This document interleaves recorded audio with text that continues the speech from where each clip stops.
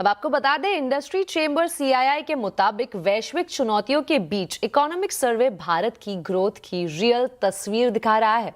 Economic survey पर CII के DG Chandrajit Banerjee से खास बात की हमारे संवाददाता असीम मनचंदा ने। हमारा साथ सीआईआई के डीजी चंद्रजीत बैनर्जी। सर, सबसे पहले तो इकोनॉमिक सर्वे में ग्रोथ के बारे में कहा गया है 6.8% से 7.2%।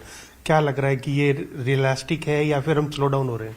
नहीं, आई थिंक जो इकोनॉमिक सर्वे ने बताया कि आज जो एक ग्लोबल अनसर्टनिटी में इंडिया ने एक स्टेबल तरह ग्रो किया है और जो उनका जो एस्टिमेट्स है 7.2, 6.8 से 7.2 तक, और आने वाले साल में इसी ऊंचा बेस में भी 7% तक हम एवरेज कर सकते हैं। ये एक बहुत ही स्ट्रॉन्ग फोरकास्ट है और हमारी इकोनॉमी का एक स्टेबिलिटी दिखाते हैं। और जो टारगेट्स रखे हैं डेट टू जीडीपी रेशियो का, ग्लाइड पाथ का, वो सब एक स्ट्रॉन्ग इकोनॉमी का एग्जाम्पल है। और हम जो देखे हैं कि अभी उनका उम्मीद है कि प्राइवेट सेक्टर और गवर्नमेंट और सिटीजन एक कोalition बन के काम करे ताकि हम आगे जा सके और एडवांटेज ले सके।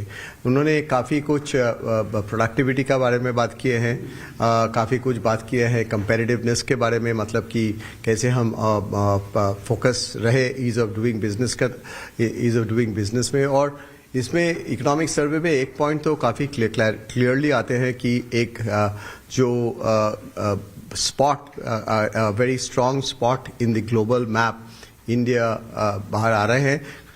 Obviously he has spoken a bit about the currency, but he's also mentioned that we need to keep focusing on exports to grow the GVCs, and we can navigate through that. Sir, आपने कहा कि private sector का investment अभी भी pickup नहीं कर रहा, तो आपको लगता है कि पिकअप करेगा आने वाले टाइम में? नहीं, इकोनॉमिक सर्वे में बताया गया है कि प्राइवेट सेक्टर का ग्रोथ, एडिशंस हो रहे हैं। और एक्चुअली फैक्चुअली भी अगर आप देखें कि प्राइवेट सेक्टर ने एक्चुअली कैपेक्स ऐड कर रहा है काफ़ी टाइम से, साल के ऊपर से एक्चुअली। एंड ये ट्रेंड जो चेंज हुए हैं, ये चेंज दिखाते हैं कि इंडिया में तो डिमांड है और हमारे जो ग्लोबल अपॉर्चुनिटीज है वो भी काफ़ी स्ट्रांग हो रहा है। So private sector is actually expanding, and therefore what it says that private sector का जो competitiveness issues है उस पे AI etc.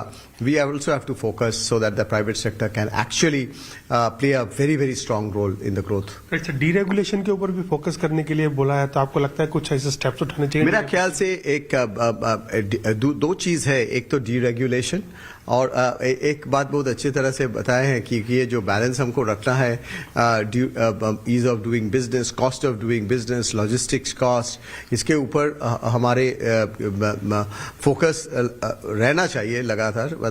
ये रहे हैं, लेकिन और भी तेज गति से रखना चाहिए, क्योंकि हम ग्लोबली इतना जुड़ रहे हैं। अपने कल ही हमने EU ट्रेड डील देखे हैं, तो बहुत अपॉर्चुनिटीज है। उसके लिए एक तो डीरेगुलेशंस के ज़रूरी है, फॉरेन कैपिटल अट्रैक्ट करने के लिए भी ज़रूरी है, स्टेट का एक बहुत ही बड़ा रोल है।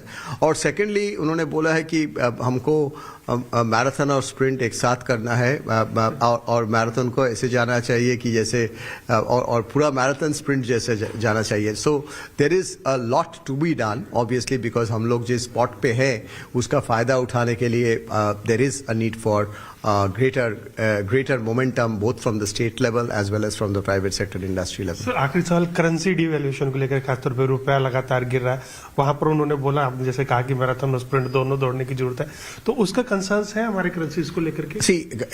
एक तो है कि हाँ, मतलब definitely we will have to navigate through this, and there are extraneous factors which also lead to it, but at the same time there is the export component of it is one. Second, if we are able to expand further and export further and become more competitive and attract more investments into India, that's why deregulation etc., we will be able to sort of navigate through this and deal with this, and probably it can be reined over a period of time.